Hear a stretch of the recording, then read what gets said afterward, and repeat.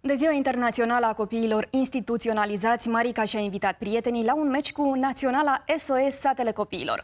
Au folosit și mingea cu care se va juca la mondial. Copiii au luat-o acasă.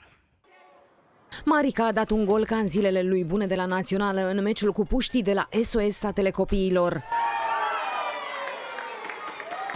În secunda 2, normal că l-aș fi scos, dar după aceea și-a revenit.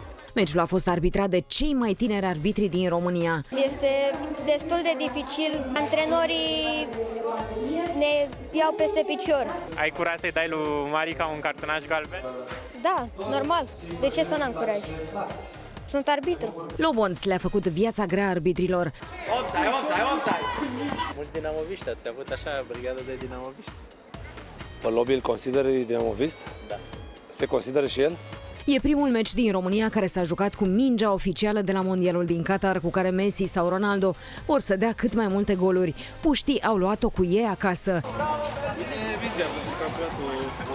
De mondial s-a vorbit și după meci. Cu Portugalia prima dată, dar cred că șansele cele mai mari din punctul meu de vedere, o altă țară vorbitoare de limbă portugheză, Brazilia. Dănciulescu, Zicu, Lobon sau Marius Nicolae au făcut echipă cu Marica în meciul cu cei mici. Cazul Rădoi a fost întors pe toate fețele.